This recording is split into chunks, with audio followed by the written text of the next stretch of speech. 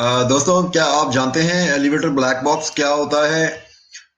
चलिए आज आपको इसमें बताएंगे हम इस वीडियो में कि एलिवेटर ब्लैक बॉक्स क्या होता है। और दोस्तों, क्या आप अपना एलिवेटर इंस्टॉलेशन टाइम रिड्यूस करना चाहते हैं बाय 50%? इसके लिए आपको एक मॉड्यूलर कंसेप्ट है वो फॉलो करना पड़ेगा। तो दोस्तों नमस्कार, आपका ग्लोबल एलिवेटर एकेडमी के इस चैनल में बहुत बहुत स्वागत है। आज हम लोग एग्जीक्यूशन के बारे में बात करेंगे। ये हमारा स्टेप 2 है कंप्लीट, जो हमारा एलिवेटर इंस्टॉलेशन प्रोजेक्ट का जो पूरा प्रोसेस होता है। पिछली वीडियो में आपने स्टेप 1 प्लानिंग के बारे में देखा था। आज हम लोग बात करेंगे स्टेप 2 की। तो स्टेप 2 जो है ये एग्जीक्यूशन का है। पहला हमने प्लानिंग देखा, फिर एग्जीक्यूशन, और आगे दो वीडियो हम लोग बनाएंगे मॉनिटरिंग और क्लोजिंग प्रोजेक्ट्स। तो एग्जीक्यूशन में बेसिकली 6 पार्ट हैं, इसके 6 सेक्शन हैं। तो एक पूरे प्रोजेक्ट को कैसे एग्जीक्यूट करना है एलिवेटर इंस्टॉलेशन के लिए, चलिए वो देखते हैं एक एक करके क्या क्या उसमें तो कस्टमर वर्क है। सेक्शन 1 जो है उसमें कस्टमर वर्क है। कस्टमर का क्या क्या काम है और क्या क्या उसमें से करना है, तो वो हमको इसमें पता लगेगा।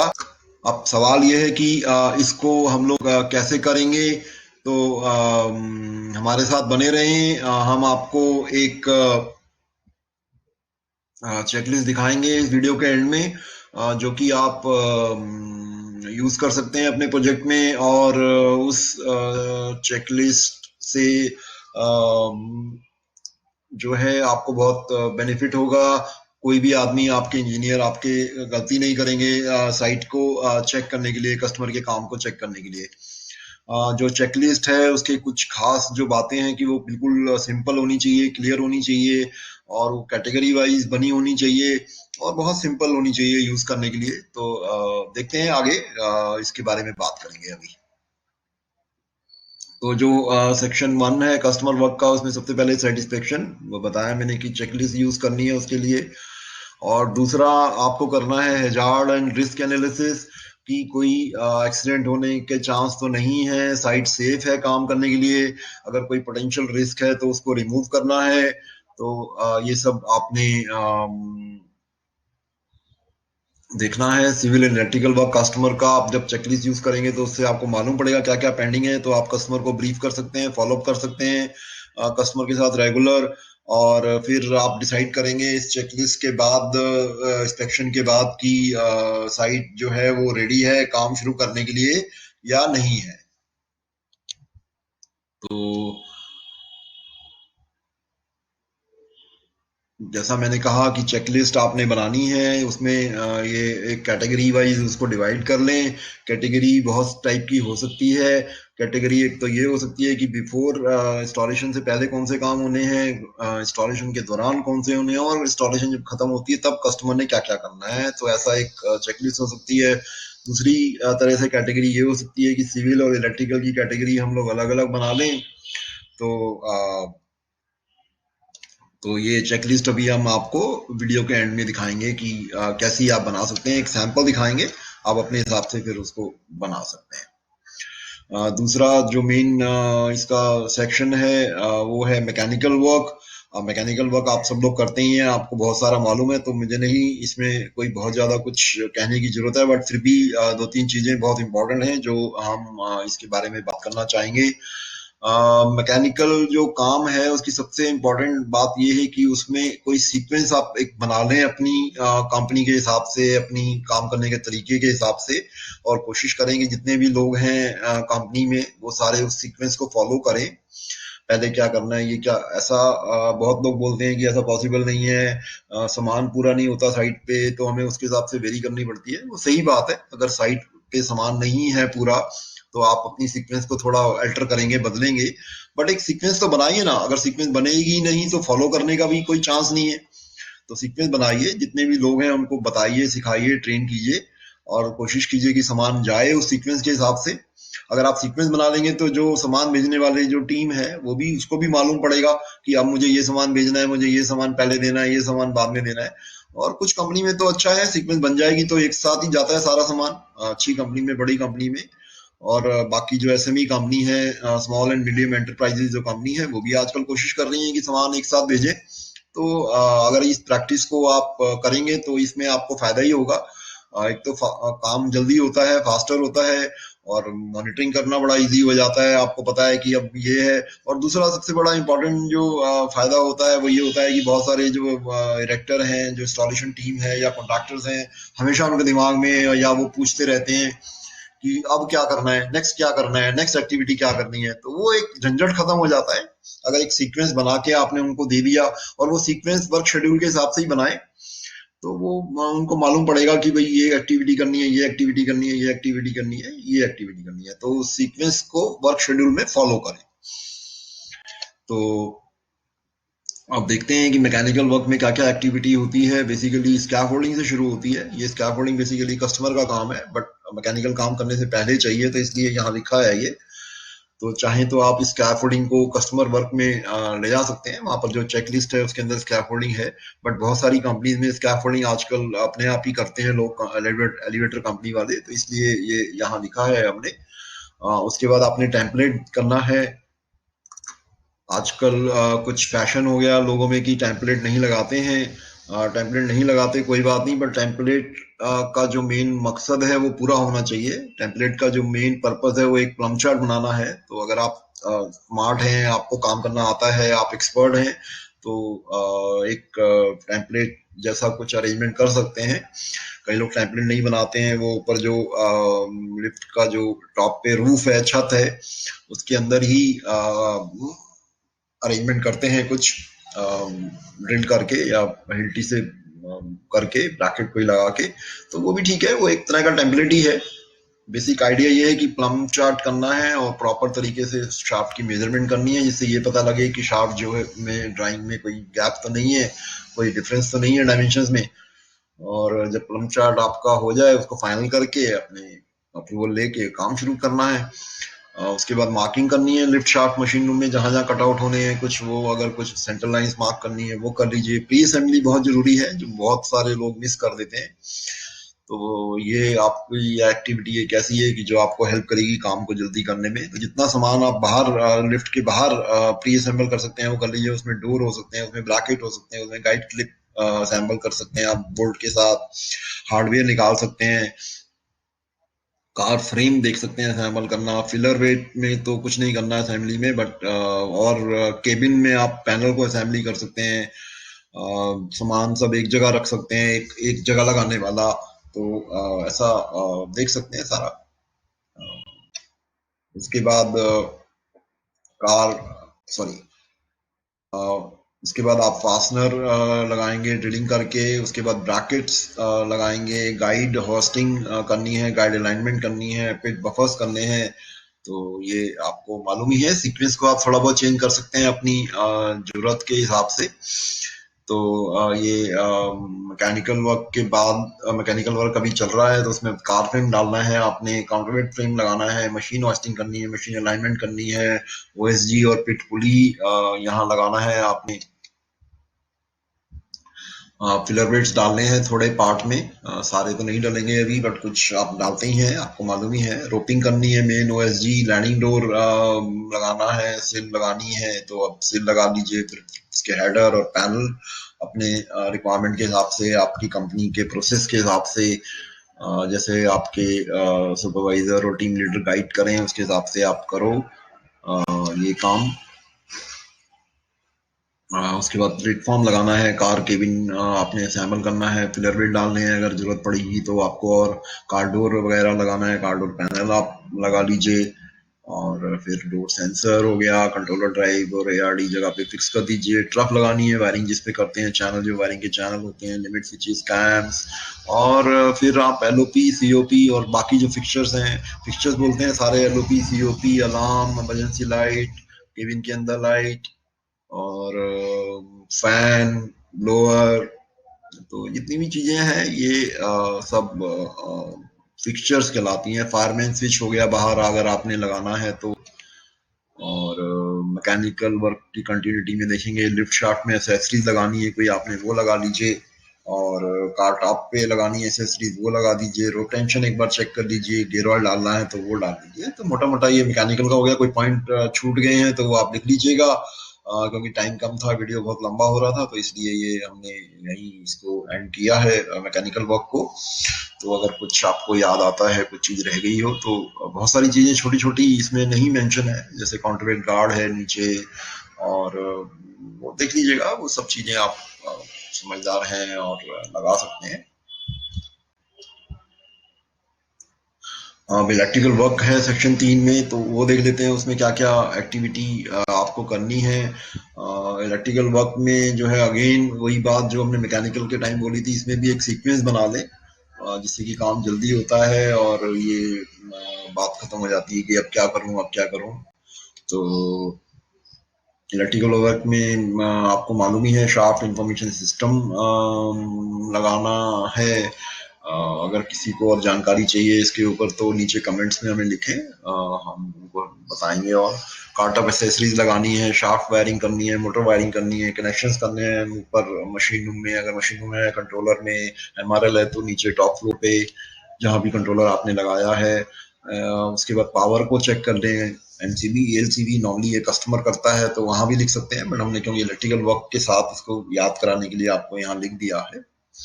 डबल अर्थिंग आप चेक कर लो, ये भी कस्टमर नॉर्मली करता है। मशीन रूम शाफ्ट लाइटिंग भी नॉर्मली कस्टमर करता है। फिर उसके बाद आप पावर को टर्न ऑन करते हैं, सब कुछ चेक करके स्टार्टअप करेंगे स्लो स्पीड में, और एडजस्टमेंट करेंगे, अलाइनमेंट्स करेंगे, डोर की सेटिंग करेंगे, क्लीनिंग ऑयलिंग सेफ्टी जो है पूरी सर्किट्स में लेंगे सारे। फास्ट स्पीड में डालने से पहले आप अपने डोर वगैरह सब सेफ्टी जो है वो सर्किट में डालेंगे।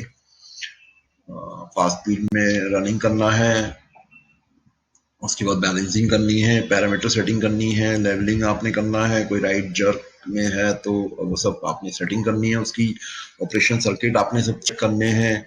और कोई दूसरे जो ओवरलोड अलार्म ऑटो फैन वगैरह सर्किट्स हैं वो सब ऑपरेशनल कर दीजिए, और फाइनल चेक कर दीजिए ऑपरेशन का। कुछ पॉइंट रह गए हो तो आप ऐड कर दीजिएगा, हमने मोटे मोटे पॉइंट आपको यहाँ पर बता दिए। तो चलिए आगे चलते हैं। अब हम बात करते हैं टेस्टिंग एंड कमीशनिंग की। सेक्शन 4 है ये। तो सेक्शन 4 में आप देखेंगे कि ये बहुत इम्पोर्टेंट पार्ट है होल ऑफ एलिवेटर इंस्टॉलेशन में। इसके ऊपर ही डिपेंड करता है कि अब लिफ्ट आपकी सेफ चलेगी, एफिशिएंटली चलेगी और ट्रबल फ्री चलेगी बहुत बहुत सालों तक। तो ये टेस्टिंग एंड कमीशनिंग पे डिपेंड करता है। बहुत सारे लोगों को ये कंफ्यूजन होता है कि जो हम इलेक्ट्रिकल वर्क बोलते हैं उसी को वो टेस्टिंग एंड कमीशनिंग बोल देते हैं, but basically testing and commissioning जो इलेक्ट्रिकल काम है उससे बिल्कुल सेपरेट है। लिफ्ट को टेस्ट करना और कमीशन करना और इलेक्ट्रिकल का काम करना दोनों अलग अलग चीजें हैं, रादर तीनों अलग अलग चीजें हैं। एक होता है लिफ्ट को चलाना, जिसको कि इलेक्ट्रिकल काम करना बोलते हैं। लिफ्ट को चला दिया हमने, आपको बताया। फिर उस काम जो किया है उसको टेस्ट करना और फिर कमीशन करना। तो कमीशन करने का मतलब होता है कि उसको यूज के लिए रेडी कर देना, यूज के लिए दे देना। ये आपने वर्ड सुना होगा, आर्मी और में बहुत यूज करते हैं। डैम कोई बनाते हैं तो वहां यूज करते हैं, कमीशन कर देते हैं उसको। तो टेस्टिंग एंड कमीशनिंग में देखते हैं क्या क्या आता है। इसमें आपका फुल लोड टेस्टिंग आएगी, सेफ्टी गियर टेस्टिंग आएगी, सेफ्टी सर्किट टेस्टिंग होगी, डोर लॉक सेफ्टी की टेस्टिंग करेंगे, 125% लोड टेस्टिंग करेंगे। ये रनिंग में नहीं करना है 125% लोड, इसका ध्यान दें। ये सिर्फ स्टैटिक कंडीशन में लिफ्ट को ग्राउंड फ्लोर पे या लोएस्ट फ्लोर पे खड़ा करके वहां पर ये चेक होती है ब्रेक उसको होल्ड कर सकता है कि नहीं 125% लोड को। तो अगर इसके बारे में कुछ और जानकारी आपको डिटेल में चाहिए तो प्लीज नीचे कमेंट्स में लिखें, हम आपको प्रोवाइड कर देंगे, और जरूरत होगी तो इसके ऊपर एक वीडियो भी बना देंगे। अगर आपको वीडियो चाहिए तो प्लीज इसमें कमेंट में लिखें। और टेस्टिंग कमीशनिंग में एक बड़ा इम्पोर्टेंट ये है बात कि ये परफॉर्मेंस पैरामीटर आपने चेक करने हैं, ride quality, vibration, acceleration, D acceleration, speed measure करनी है आपने, जर्क नहीं आना चाहिए, साउंड तो नहीं आ रही है कोई, और पूरा कंप्लीट करके इसको टेस्ट रिपोर्ट बनाना है। अब हमने आपसे प्रॉमिस किया था कि हम आपको बताएंगे कि ये ब्लैक बॉक्स क्या होता है, तो ये आप सामने देख रहे हैं, ये ब्लैक बॉक्स है, पीएमटी बोलते हैं इसको, परफॉर्मेंस मेजरमेंट टूल। ये एक अमेरिकन प्रोडक्ट है, वैसे तो काफी महंगा है ये, पर बहुत सारी कंपनियां आजकल इसको यूज करते हैं।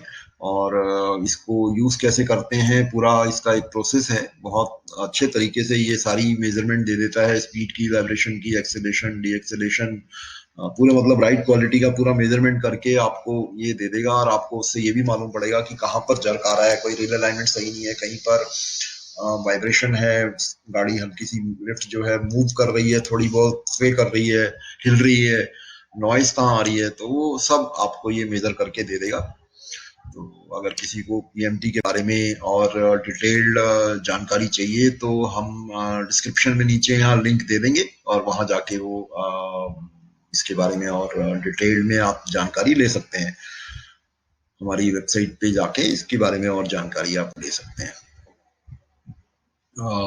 है लिफ्ट लाइसेंस के लिए इंस्पेक्शन होनी है, ये सेक्शन 5 है हमारा पूरा इंस्टॉलेशन प्रोसेस में। ये बहुत ज़रूरी काम है, आपको मालूम ही है, बहुत सारी स्टेट्स हैं इंडिया में जहाँ पर लाइसेंस ज़रूरी है, और अकॉर्डिंगली उसके हिसाब से लिफ्ट को लाइसेंस लेने के बाद ही यूज़ करना चाहिए। तो लिफ्ट को इंस्पेक्टर के लिए रेडी करना पड़ता है, वो आके कैसे चेक करेगा लिफ्ट को, तो वो आपको मालूम ही है।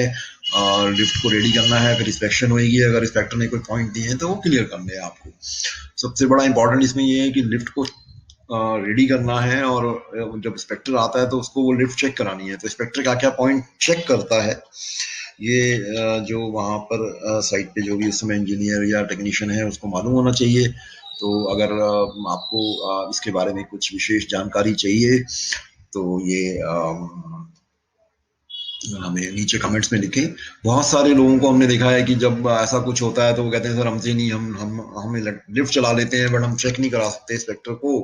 तो ये कोई बहुत अच्छा एक आइडिया नहीं है। आप अगर लिफ्ट चला लेते हैं तो आपको, ये तो बहुत छोटा काम है, सिंपल काम है, तो ये भी आपको पता होना चाहिए कि आप कंपनी से फिर कैसे उम्मीद करेंगे, कंपनी इस काम के लिए फिर एक आदमी भेजे। आजकल वैसे भी टाइम खराब है, तो आपको सब काम ये अपने से रिलेटेड आने ही चाहिए, तो ये भी सीख लें, बहुत छोटी सी चीज है। कोई दिक्कत आती है तो नीचे कमेंट्स में लिखें, हमसे बात करें, हम आपको बता देंगे कैसे क्या क्या चेक करना है। आप इंस्पेक्टर के आने से पहले ही ये सब चेक करें एक बार। तो लास्ट सेक्शन 6 है ट्रायल एंड हैंडओवर। तो इसमें आपको मालूम ही है कि ये जो ट्रायल है और जो हमने टेस्टिंग कमीशनिंग के टाइम हमने फुल लोड टेस्टिंग या ट्रायल किया था, वो ट्रायल अलग है। ये ट्रायल जो है ये कस्टमर के लिए है। तो ये कस्टमर से ट्रैवल करना है और उसके बाद हमने इसको हैंड ओवर करना है जैसे कमिट किया है। तो उम्मीद है कि आपको ये अच्छा लगा होगा।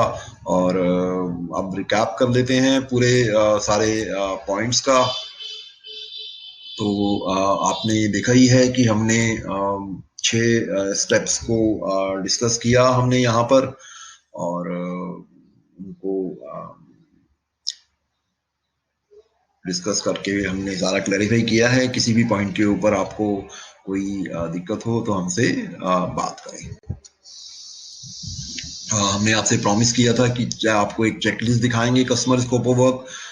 ये एक सैंपल चेकलिस्ट है, आप देखेंगे यहाँ पर जब आप साइट पे जाते हैं तो आप पूरा साइट की पूरी खोज खबर ले लेंगे कि भाई क्या है वहाँ, मशीन रूम बना है नहीं बना, लिफ्ट शाफ्ट कितना बना है, पिट कितनी है, ओवरहेड कितना है, स्टॉप्स कितने हैं, फ्रंट ओपनिंग कितनी है, रिवर्स ओपनिंग कितनी है। तो सारी चीजें आप चेकलिस्ट से करेंगे तो आपको बहुत इजी हो जाएगा, कोई गलती नहीं होगी। और कोई भी फिर कर सकता है, कोई जरूरी नहीं है कंपनी में कि कोई एक ही आदमी करे, जिसको भी ट्रेन कर दोगे वो कर लेगा। बहुत सिंपल बनाना है ये। इसको जैसे यहाँ कैटेगरी में डिवाइड भी किया है हमने सिविल इलेक्ट्रिकल में, और भी जैसे कैटेगरी हमने बताई थी वो भी आपको दिखाते हैं। तो यहाँ पर देखेंगे before required, during installation, before start of work. तो ये सब आप अपने कस्टमर के काम के हिसाब से आप बना सकते हैं। अगर आपको ये चेकलिस्ट चाहिए तो ये हम नीचे डिस्क्रिप्शन बॉक्स में लिंक दे देंगे, तो वहां से आप इसको डाउनलोड कर पाएंगे। तो उम्मीद है कि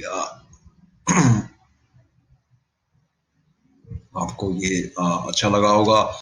एक और प्रॉमिस हमने आपसे किया था कि हम आपको बताएंगे कि modular concept of packing the lift material क्या होता है, इससे क्या फायदा होता है। इससे आपका इंस्टॉलेशन टाइम जो है 50% तक कम आ सकता है। कोई 10% फायदा होता है, किसी को 20% फायदा होता है, बट ऐसा ऑन एन एवरेज 50% तक आप इससे फायदा ले सकते हैं।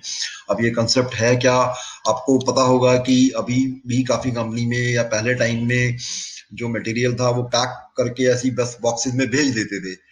किसी को कोई आइडिया नहीं होता था कि कौन सा मटेरियल कौन से बॉक्स में जाना है, बट बस पैक करा और भेज दिया।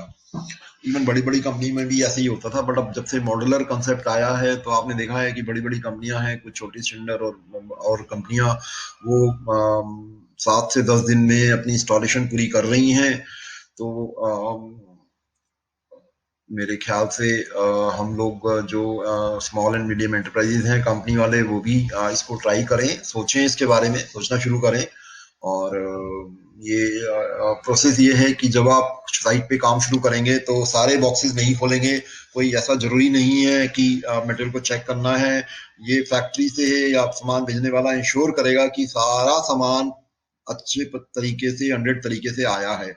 अब इसमें करना यह है कि जब उसने बॉक्स नंबर 1 खोला, सबसे पहले जो एक्टिविटी करनी है उसकी जो सीक्वेंस है, जैसे हमने अभी देखा था मैकेनिकल काम की सीक्वेंस, तो उसने जो भी काम करना है, सबसे पहले फॉर एग्जांपल की ड्रिल करके फास्टनर लगाने हैं, तो उसको वो एक बॉक्स में मिलेगा सारा सामान जो भी उससे उस वर्क से रिलेटेड है। अगर वो ब्रैकेट लगा रहा है तो उसको ब्रैकेट के साथ क्लिप भी मिलेंगे, उसके बोल्ट भी मिलेंगे। तो वो फास्टनर लगा दिए उसने तो वो सारे एक बॉक्स में ही उसको मिलेंगे जो भी एक्टिविटी का काम है। अगर वो गवर्नर लगा रहा है तो ऐसा नहीं है कि गवर्नर का पिच पुली अलग, गवर्नर की रोप अलग, गवर्नर के बोल्ट अलग। तो वो इवन अगर फास्टनर भी चाहिए गवर्नर के तो वो फास्टनर भी गवर्नर के साथ ही पैक होंगे। तो जब वो बॉक्स खोले तो वो गवर्नर का पूरा काम करके हटे। ऐसे ही केबिन है, ऐसे ही बाकी चीजें हैं। तो ये आपको आइडिया लग गया होगा कि मॉड्यूलर कंसेप्ट का क्या मतलब है। तो वो सीक्वेंस में पेटियां खोलेगा, पहले एक पेटी खोली बॉक्स नंबर 1 उसका काम किया, फिर बॉक्स नंबर 2 खोला उसका काम किया, बॉक्स नंबर 3 खोला उसका काम किया। तो इससे सामान जो भेजने वाला है उसको भी पता है कि भाई मैंने ऐसे भेजना है, स्टैंडर्डाइज हो जाएगा आपकी कंपनी में। तो बहुत ही अच्छा होगा और आपका इंस्टॉलेशन टाइम बचेगा, और टाइम इज मनी। आप जानते हैं कि भाई आजकल अब कोई नया तो कोई ऐसा होने वाला नहीं है कुछ। अब कंपनी में कॉस्ट बचानी है तो अब यही तरीके हैं, अपने प्रोसेस को और सिस्टम्स को इम्प्रूव करें। अब इस कंसेप्ट के ऊपर आपको पूरा हमारे पास डिटेल्ड वो है रिपोर्ट है। अगर आपको इसके बारे में और डिटेल चाहिए तो कृपया नीचे कमेंट्स में हमसे बात करें, हम आपको इसकी पूरी डिटेल प्रोवाइड करेंगे।